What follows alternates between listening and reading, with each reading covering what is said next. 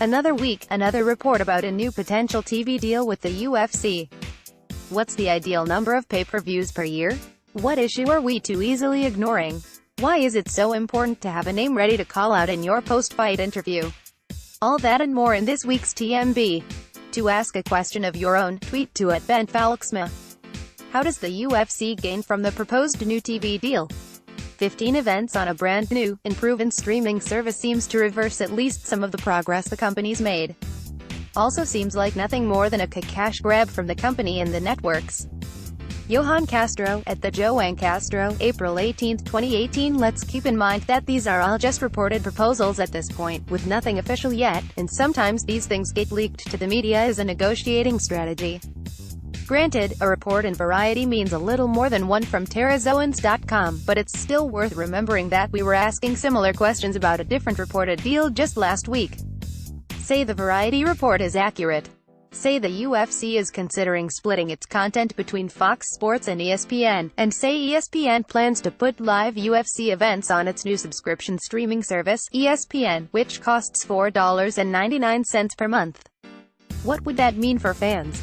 For starters, it means that, if we want access to every UFC event, we'd have to sign up for a new subscription service, but we also wouldn't get the advantage of being able to cut the cable cord, since you'd still need FS1. And what of UFC Fight Pass? What of all those pay-per-views? The last rumored deal had them decreasing by about half. This one offers no such promise so far. It's a lot to ask of fans. Risk of spreading the product out across different paid platforms is that people will just tune out from one or the other, and gradually end up drifting further away from all of it, so that it's a struggle to even get them to notice when you have fights worth paying for. So what's in it for the UFC? Money, for one thing. Spreading the product out allows the owners to get closer to their financial goal for TV rights fees, but without asking any single bidder to do all the heavy lifting for a product with declining ratings.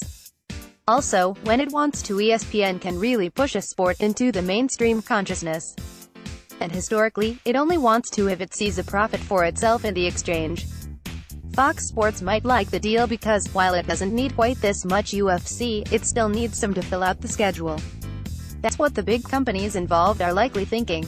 It just makes you wonder if they're also thinking about the fans whose spending and viewing choices will make this a success or a failure. What is the story we are not talking about but we should be? Craig Kinghorn, @King66, April 18, 2018. I find myself thinking about Frankie Edgar's quick turnaround from a knockout loss for his rematch with Cub Swanson on Saturday at UFC Fight Night 128. Granted, this one got talked about when Edgar first accepted the fight so soon after getting knocked off his feet by Brian Ortega, but it still seems to me like there's been this gradual shift toward indifferent acceptance on some of these safety issues. Look back at when Michael Bisping went from getting dropped and choked by Georges St-Pierre to stepping in on short notice against Kelvin Gastelum all in the span of 3 weeks. That was exactly the kind of the thing that the UFC used to brag about not doing. It was one of the things that made it safer than football, according to UFC President Dana White. Now football is actually trying to tiptoe toward better safety precautions in that area, while MMA seems to drifting in the other direction. Stuff like that can get normalized pretty quick.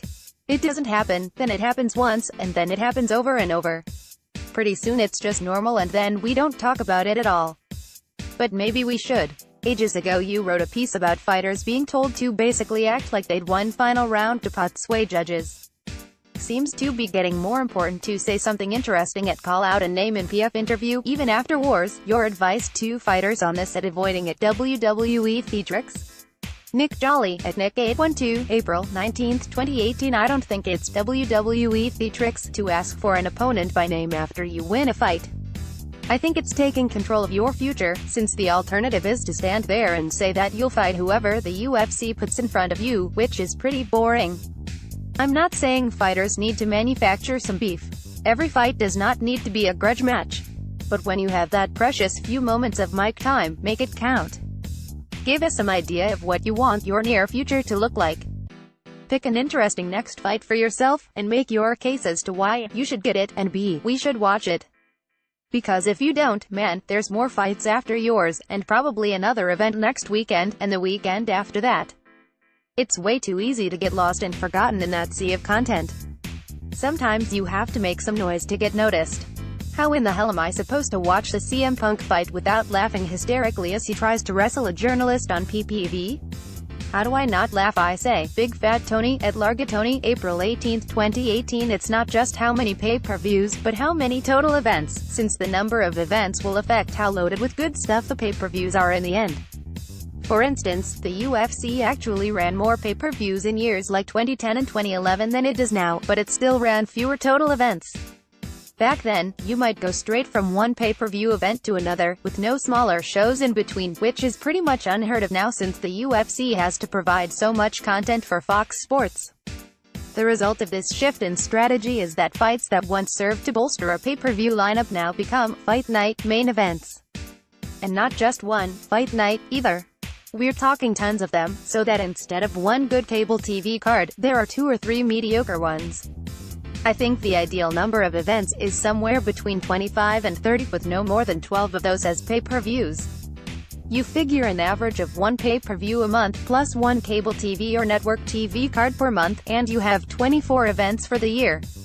You can allow for a few more sprinkled throughout the year, but too many in the roster get stretched thin, plus people get sick of it. They can't digest all that content.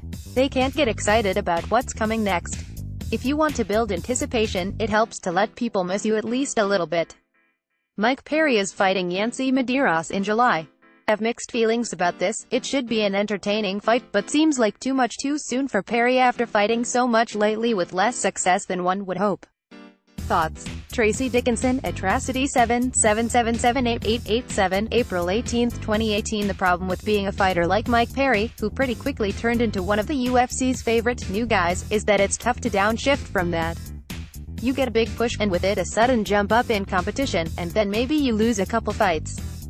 But you're not going to slink back to the prelims to face easier competition. Not when you're still someone people will watch. Yancy Medeiros is a good matchup for Perry, though. He's an action fighter, not overly tactical, and we know how Perry sometimes struggles with patient, careful opponents. He's also not a huge guy for the welterweight division, and he's coming off a high-profile loss of his own.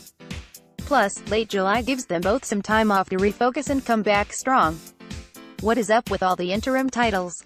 TLB, at TFC_Tech_170, April 18, 2018. I get that standing up to Ali Abdelaziz and holding him accountable for his words runs journalists the risk of losing access to his stable of fighters. But shouldn't that be his problem, rather than the journalists, who fearfully continue to provide him a platform? MMA Goddess, at Megoddess, April 18, 2018. There have been a lot of issues raised with manager Ali Abdelaziz, from his arrest history to the inherent conflicts of interest with his former role with WSOF to the way he has fostered relationships between his fighters and the brutal Chechen dictator Ramzan Kadyrov. This sport doesn't have any real barrier to entry for managers or agents the way other major pro sports do. You don't have to have a certain degree or pass any test. You don't even need a clean rap sheet. You just need someone to say that you're their manager. When that same person can put themselves between fighters and the media members who want to talk to those fighters, then you have the issue of access and what it takes to maintain it. But interviewing someone isn't always fearfully providing a platform. If you're a journalist, you end up talking to lots of people who you may not agree with or even like. When these are the people in the sport, these are the people you end up dealing with, at least as long as fighters continue to hire them. Over a year ago, I would jokingly badger you weekly for your personal women's FW rankings. Do you find it insane that there's been 2 title defenses in the division and there are still no rankings and the second best fighter has to first fight a BW before getting a title shot? Brandon, not the lead singer of Incubus, Adult Krama, April 18, 2018. Honestly, I'm encouraged by the fact that the UFC has finally booked a non-title bout in that division. Maybe that's just lowered expectations at work, and maybe it'll prove to be an anomaly, but it at least gives you hope that there's some interest in running an actual division at women's featherweight rather than limiting it to cyborg destruction seminars every few months. I'm still not about to sit here and rank women's featherweights for you, though. Deal with it. Ben Fowlkes is MaJunkie and USA Today's MMA columnist. Follow him on Twitter at @BenFowlkesMA. Twitter Mailbag appears every Thursday on MaJunkie.